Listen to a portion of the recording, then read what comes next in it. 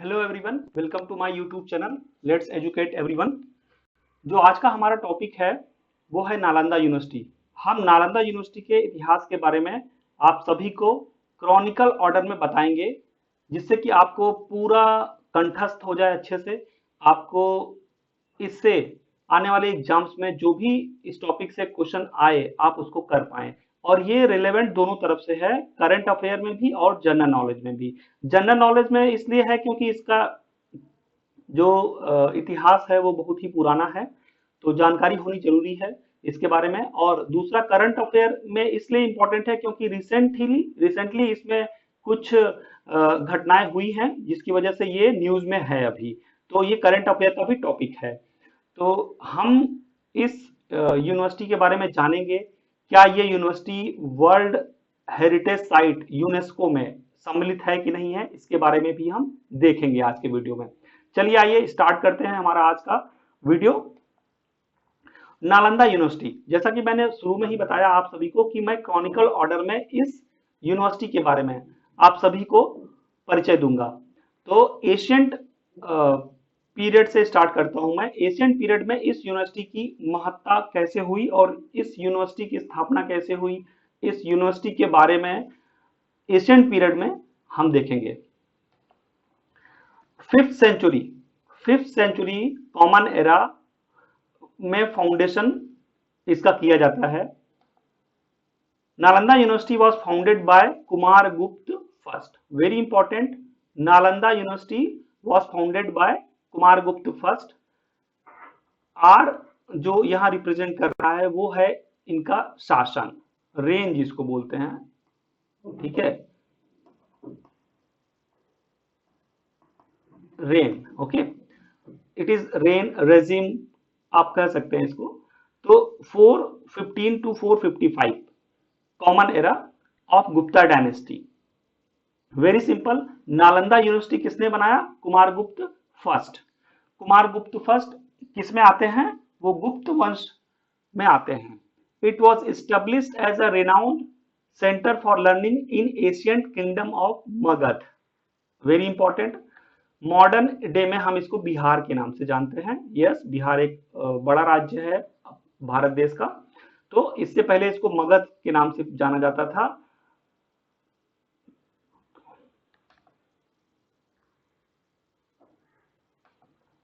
Six century में इसका flourishing period रहा। फ्लरिशिंग पीरियड मतलब किसने इसको ज्यादा महत्व दिया, विजिट किया और यहाँ इस यूनिवर्सिटी को धन मुहैया कराया आगे बढ़ने के लिए। The university flourished under the patronage of successive Gupta rulers. जो भी गुप्ता रूलर्स के सक्सेसर आए और इस यूनिवर्सिटी को महत्ता देते चले गए। Particularly during the rain of Harsha, जो हर्ष का शासन आया तब इसको ज्यादा महत्व दिया गया और इसको बढ़ाया गया। Who supported and visited the university? Prominent scholar, very important, such as Aryabhatta, the mathematician, astronomer, are believed to have been associated with Nalanda University during this period. Aryabhata का इस यूनिवर्सिटी से जुड़ाव था और ऐसा बताया जाता है। एशियन पीरियड ही चल रहा है अभी। नेक्स्ट, 7th सेंचुरी में हेन सॉन्ग, चाइना के हेन सॉन्ग ने विजिट किया। चाइनीज बुद्धिस्ट मॉन्क हेन song visited Nalanda between 630-645 common era. He studied there for several years and left detailed account of university grandeur, curriculum and daily life.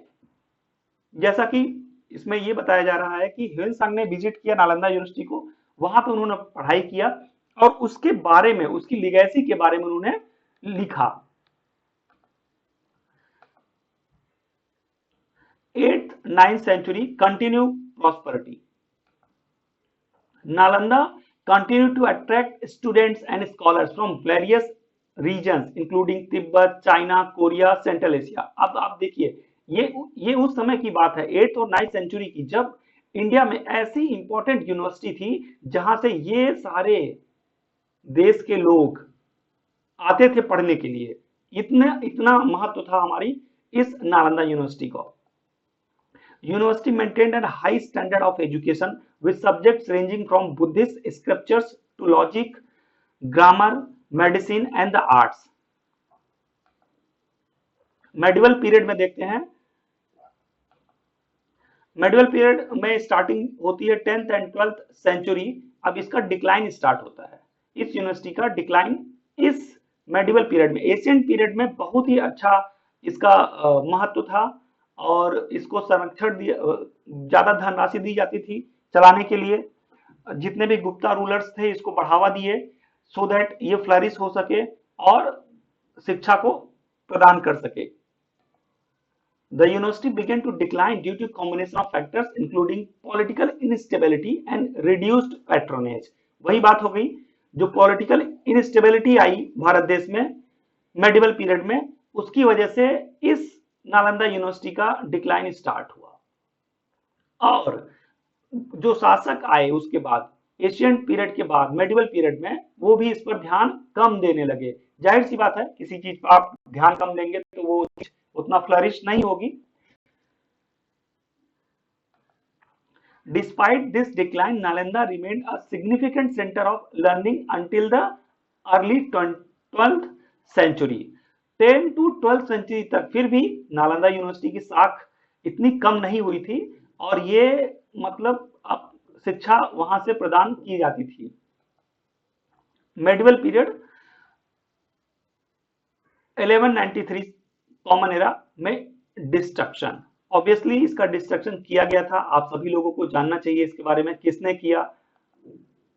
Nalanda university was destroyed by Bakhtiyar Khilji, a Turk general of Delhi sultan. The library was set on fire and many scholars were killed और fled. This event marked the end of Nalanda as a major center of learning। Yes, India का जो major centre of learning Nalanda university था वो destroy किया गया बख्तियार खिलजी के द्वारा।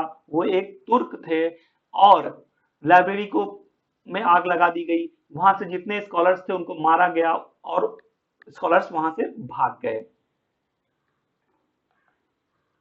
Modern period very important. अब मॉडर्न पीरियड में क्या होता है ऐसा जिससे नालंदा यूनिवर्सिटी को किस तरीके से इसके इतिहास को खंगाला गया, इस पर एक कमेटी बनाई गई, इस पे योजनाएं की गई, इसके रिमेन्स को वहां पे खुदाई हुई, तो कैसे कैसे इसके बारे में पता चला वो हम देखेंगे मॉडर्न पीरियड में। 20th century rediscovery and excavation। Archaeological excavation of Nalanda site began in the early 20th century। These excavations reveals the extensive remains of monasteries, stupas and other structures। The site was declared a protected monument and efforts were made to preserve and study its history। Yes, इस site को एक protected माना गया और protection देने के बाद इसकी स्टडी की गई और इसके इतिहास को खंगाला गया। Again rediscovery and excavation continue था 20th सेंचुरी में।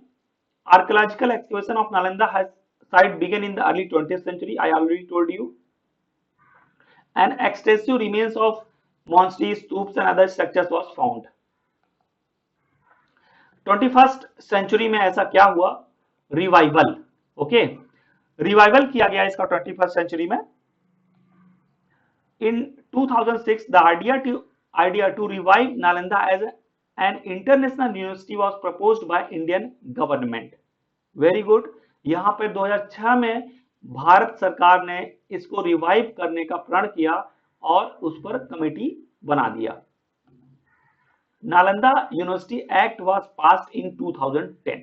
2010 में नालंदा यूनिवर्सिटी एक्ट पास किया गया पार्लियामेंट में and the new Nalanda university was established near the Asian site Rajgir, Bihar में।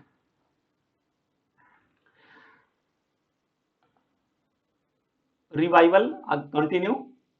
The university commenced its academic operation in 2014, aiming to revive the spirit of institution with a focus on interdisciplinary and sustainable studies। 2014 में academic operation यहाँ पे शुरू हो जाता है। अब very important, UNESCO world heritage site, yes it is a very important and also India के लिए बहुत बड़ी बात हो गई थी जब इसको 2016 in the July 2016 the archaeological site of Nalanda Mahavira, yes Nalanda Mahavihara, इसको इस नाम से भी जाना जाता है। Nalanda university was declared a UNESCO World Heritage Site. Very important, very important. This recognition highlighted the historical, cultural and educational significance of the ancient university. Yes, 2016 में ही UNESCO world heritage site का दर्जा नालंदा यूनिवर्सिटी, नालंदा महाविहार को मिल चुका था, जिसकी वजह से इसकी इंपॉर्टेंस और बढ़ गई।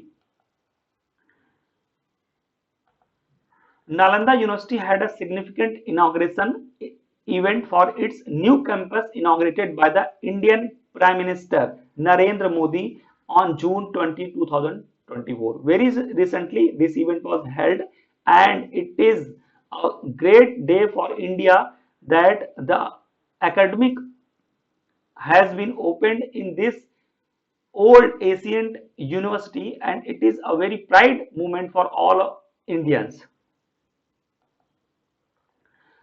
I hope I have justified Nalanda University in this video in the chronicle order, and please like, share and subscribe for more videos. This encouraged me to do more for all of you. All the best for your all upcoming exams. Thank you so much for watching this video.